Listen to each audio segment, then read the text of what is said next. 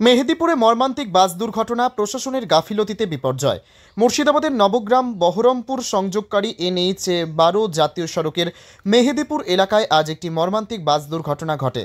স্থানীয়দের অভিযোগ, প্রশাসনের গাফিলতি ও অব্যবস্থাপনার কারণেই এই দুর্ঘটনা ঘটেছে। প্রশাসনের অবহেলা আরেকটি দুর্ঘটনার কারণ প্রত্যক্ষদর্শীদের মতে।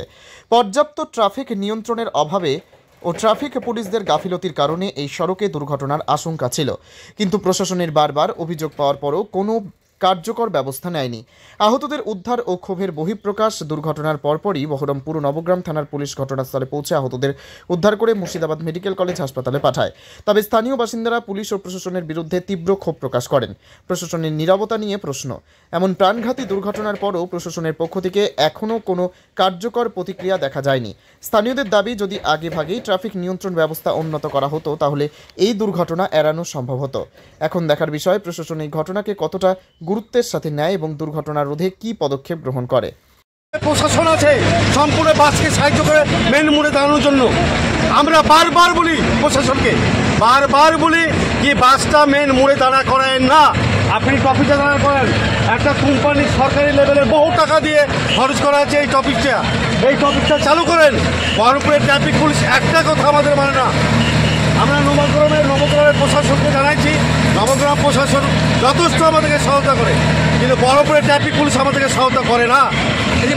কতজন ক্ষতি হয়েছে বলে মনে হচ্ছে? প্রচুর মোটামুটি 20-25 জন আহত হয়েছে।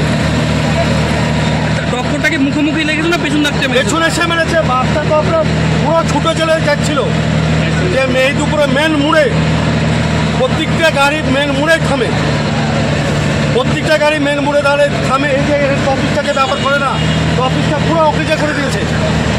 এরপরে আমরা যে বহরমপুরের ট্রাফিক পুলিশ আছে, ট্রাফিক পুলিশকে বারবার অভিযোগ করি যে এখানে বাস থামবে না, বাস থামায় না, দরকার হলে ড্রাইভারকে ভয় দেখান। বলছি আমাদের ট্রাফিক মানে না। প্রশাসনের ভুলের কারণে অ্যাক্সিডেন্ট, প্রশাসনের ভুলের কারণে, এটা বহরমপুর ট্রাফিক পুলিশের প্রশাসনের কারণে, একটা ভুলের কারণে এই অ্যাক্সিডেন্টটা। আজ ওই প্রশাসন যদি বলতো যে বহরমপুরের এই যে নবগ্রামের গাড়ি যতগুলো আসছে নবগ্রাম থেকে বহরমপুর সোজা, এই ট্রাফিকে যদি বাসগুলো থামে তো অনেক নিরাপদ। আপনারা এই ট্রাফিকে কতটা বড় জায়গা একটা আপনি দেখেন। আর আমার যে মেহেদীপুর মোড় পপারে এইদিকে বাস যে দাঁড়াচ্ছে, আপনার বহরমপুর সোজা যে আমার আদমপুর মেহেদীপুরের যে মিডিলের রাস্তার ওখানে বাস দাঁড়িয়েছে, লোক চলাফেরা খুব অসুবিধা হচ্ছে। এত বারবার বহরমপুর ট্রাফিককে বলছি, কোনো মতে আমাদের কথা মানে না। এখন দাবি যেন বাসটা এখানে দাঁড়ায়, বাসটা এখানে আমাদের যেন থামে, এটা আমাদের দাবি। তাহলে কত ঘন্টা কমবে? তাহলে অবশ্যই ঘটনাটা কমবে। আপনার নাম? আমার নাম আব্দুল সালাম শেখ, বাড়ি লোকাল, বাড়ি মেহেদীপুর।